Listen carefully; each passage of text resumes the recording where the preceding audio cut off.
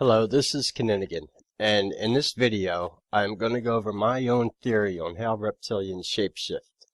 Now, this is a theory that I haven't seen anyone involved in reptilian research put out, but I'm going to attempt to do this with real science that I've been accumulating over the past 5 years about the occult and how reptilians operate.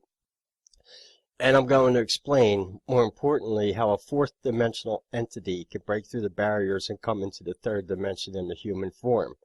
This can be done with the science that I'm about to show you. And it's pretty mind-boggling at first, but you don't have to have a real big comprehension of quantum physics to understand how this works. I'm going to explain this in a very simple manner for many people to understand. For those of you not aware, humans, we exist in the third dimension. Reptilians are theorized to exist in the fourth dimension, which is time. Now that's very important. But what I'm going to do is show you a few articles first that I have bookmarked here, so you can understand the elements involved in this theory. Then once you have all them presented to you, it makes it a lot easier to understand. And I'm going to explain my theory on how they actually do this through occult means.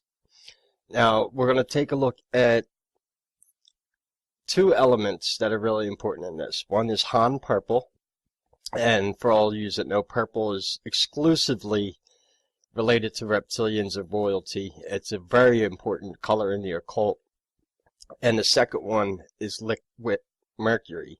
Now that's really important too in the occult because the planet Mercury was named after Hermes Trismegistus, who is more or less a very high figure in the occult for anyone who studies. And I'm going to explain how these two elements can be used with each other to break interdimensional barriers, and how they use this in a combination of human blood and DNA to actually assume human form and come into our dimension. Now, the first thing we're going to do is take a look at a few articles here I have bookmarked. Then I can explain this theory to you a little more easier once you see the elements involved in this theory. Okay. I'm now recording my desktop, so it's going to be easier for me to explain this to you. So, we're going to take a look at a few articles here I have bookmarked. Just please be patient because I'm running a few programs and I don't have that much RAM in this computer. The first article we're going to take a look at is about Han purple itself, and I'm going to read this article to you. This is at the forum where I post at called Disclose TV. I wrote this article last year, and it's going to explain what this element is to a lot of people. This 2,000-year-old pigment can eliminate the third dimension. Now you'll notice here too, that's one of the terracotta warriors that was found in the Dragon Emperor tombs of China. This is very important too, because this is really a big part of the theory. Han purple is an ancient pigment that wasn't reconstructed by modern chemists until 1992. After the chemists got done with it, it was the physicists' turn. Han purple, they found, eliminates an entire dimension. It makes waves go two-dimensional. The chemistry of Han purple. You'll see Han purple on famous terracotta warriors surround the tomb of the first emperor of China, or on ancient pottery or other works of art. Where you won't see it is on anything made between 220 AD and 1992, because after the pigment disappeared, it took 1,700 years to rediscover it. Elizabeth Fitzhugh, a conservator at the Smithsonian, pinned down the chemical composition of the pigment and announced it was a barium copper silicate. Now this is important because reptilians have copper-based blood, and I'll get into that later on in the video. The paper describing the discovery is a fun read. It starts by pointing out the inferiority of ancient purple pigments, which tend to be closer than red than purple. It also stresses that Tyrian purple, made from sea snails, was a textile dye, not a pigment, and that it could range anywhere between reddish blue and purplish violet. Exactly how some inventors stumbled on a way to make the pigment is still a matter of debate. An early theory, not believed by many, is that the Chinese learned how to make purple pigment from the Egyptians.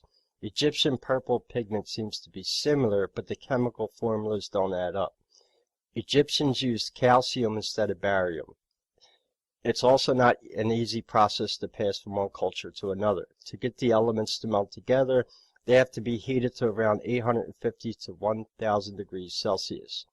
Most researchers think that because it contains both silicon and barium, Han purple was a byproduct of the glass making process. Barium makes glass shinier and cloudy, which means this pigment could not work in the early alchemists trying to synthesize white jade. Han purple and the third dimension. Barium copper silicate doesn't just have archaeologists and chemists intrigued. At normal temperatures, it's an insulator and it's non-magnetic. Along with its many fine properties, prettiness, historical importance, a hit of aristocratic style, barium copper silicate has many electrons, some of which spin up and some of which spin down. Something unusual happens as the temperature drops as a magnetic field is applied. Although the temperature has to drop pretty far, going down between 1 1/3 degrees Kelvin, and the magnetic field has to be about 800,000 times the strength of Earth's magnetic field. The results are worth it. The electrons seem to merge, taking one spin and acting as an electron. That sounds like an ordinary superconductor, you say. Then you're as foolish as a Phoenician in a subpar purple. Han purple still has one trick up its sleeve. Drop the temperature some more and something happens to the magnetic wave traveling through the substance. At higher temperatures, it propagates like a regular wave, traveling in 3 dimensions. Get under 1 degree Kelvin and it no longer has a vertical component. It propagates in 2 dimensions only. Scientists think this has something to do with the structure of barium copper silicate. Its components are arranged like layers of tiles, so they don't stack up neatly. Each layer's tiles are slightly out of sync with the layer below them. This may frustrate the wave and force it to go 2-dimensional. Anyone wonder if ancient physicists discovered this, and if it's the secret to making Han purple was lost because they waved themselves into 2 dimensions? Now basically what this is saying is, Han purple has the ability to go from 1 dimension down to another, but an acute electromagnetic field needs to be applied.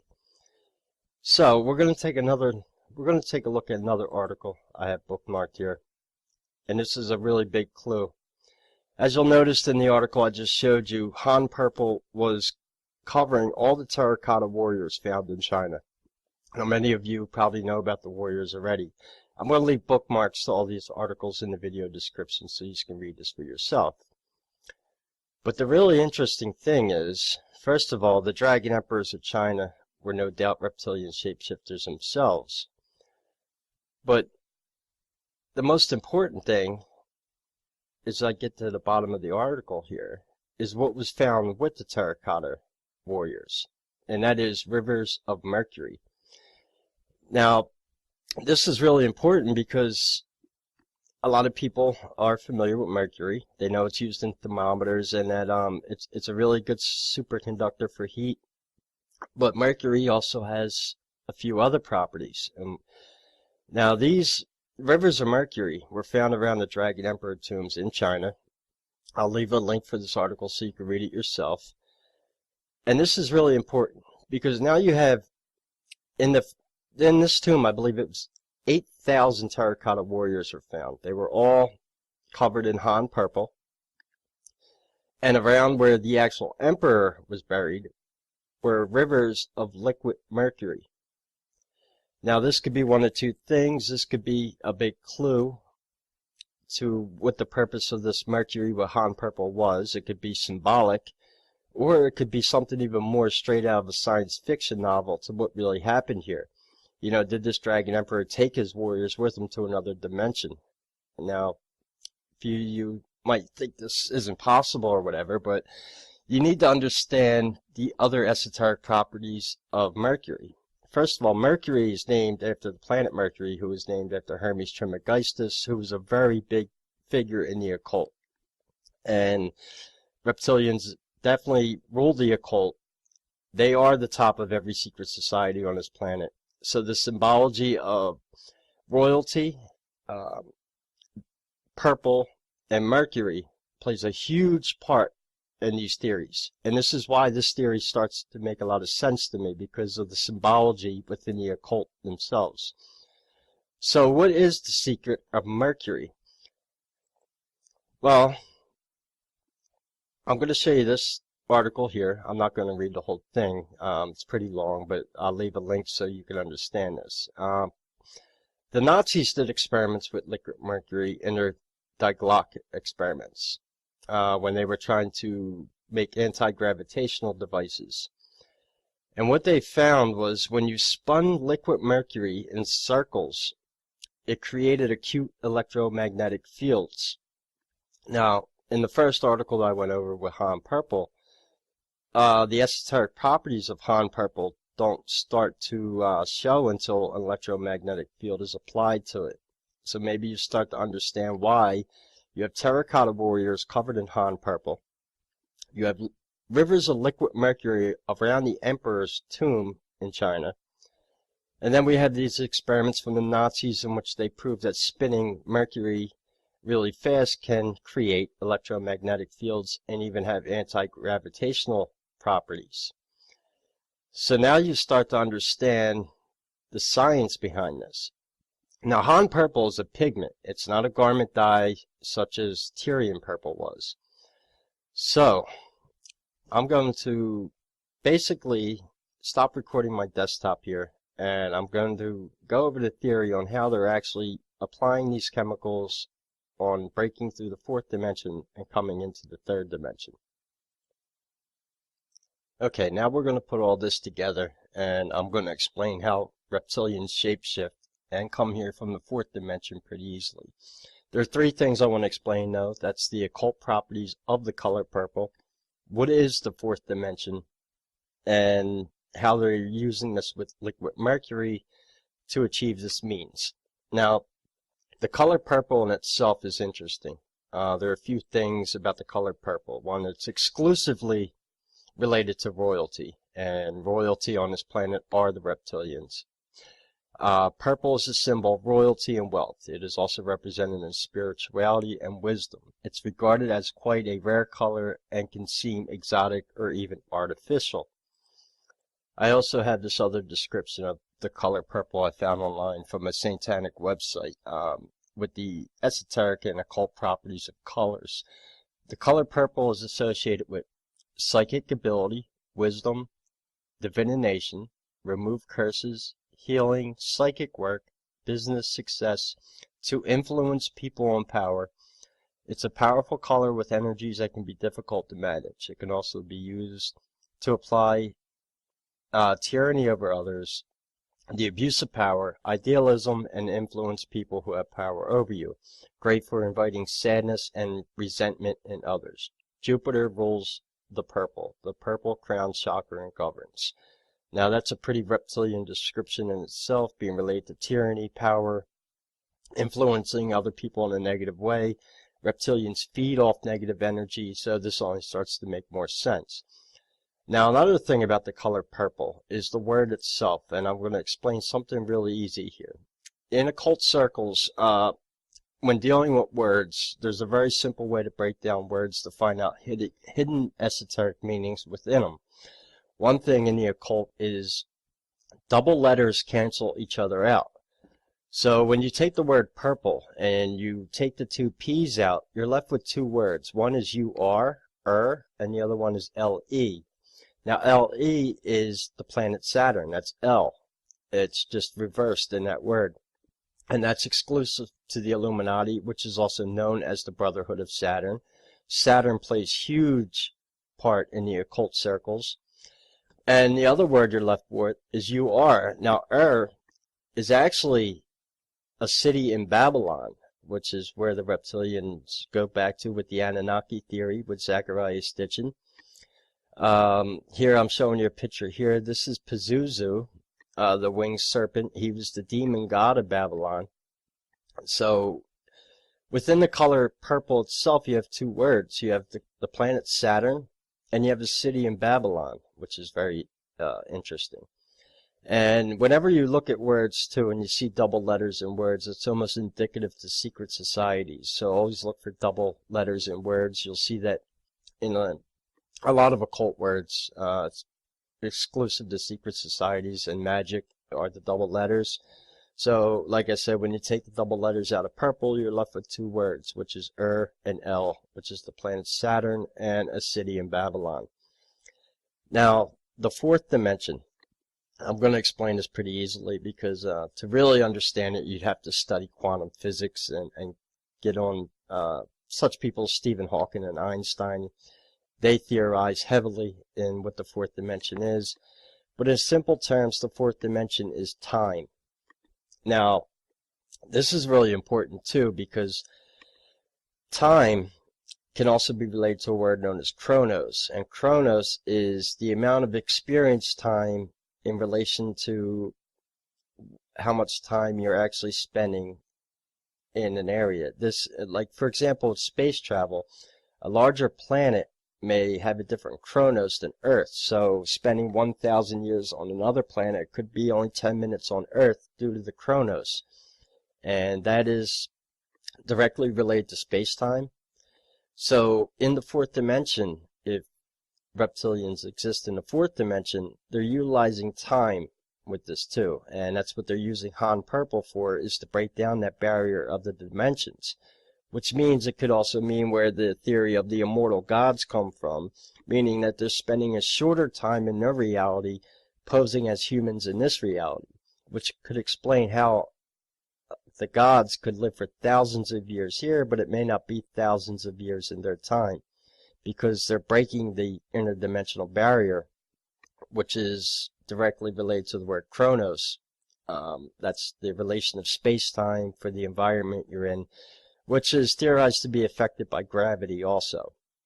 Now, Mercury, as I explained with the D clock experiments, when spun, creates electromagnetic fields and also has anti-gravitational properties. So, what I believe that they're doing in order to perform these shapeshifts is very simple. You have the pigment Han Purple, which when electromagnetic fields are applied, the tiles within the elements could break down another dimension. As I showed you with the Terracotta Warriors, that was going down from the third dimension to the second dimension.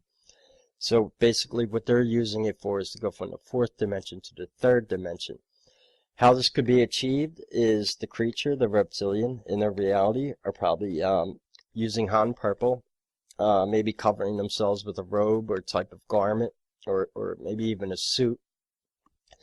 They're probably standing within a circle of liquid mercury being spun to create the electromagnetic field, which then gives you the esoteric properties of Han Purple. Now, in the Emerald Tablets of Thought, it was said that they didn't start to appear in this reality until they were summoned through occult ritual. So what you have is a human summoning these creatures in occult rituals.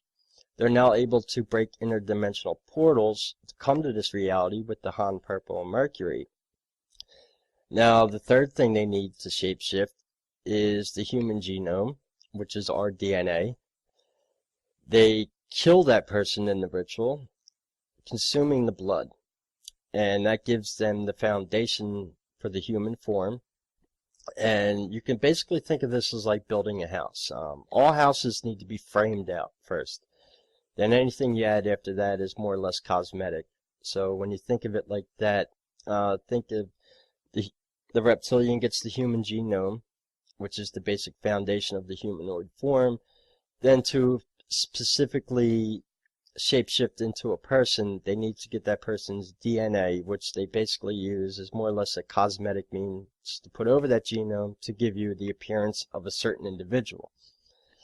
Now, they need to keep consuming DNA to stay in that form, which is maybe where the term "you are what you eat" comes from. And a lot of that theory is already out in the reptilian conspiracy about them consuming human flesh to keep their form. So that's not something I need to get too much into in this video.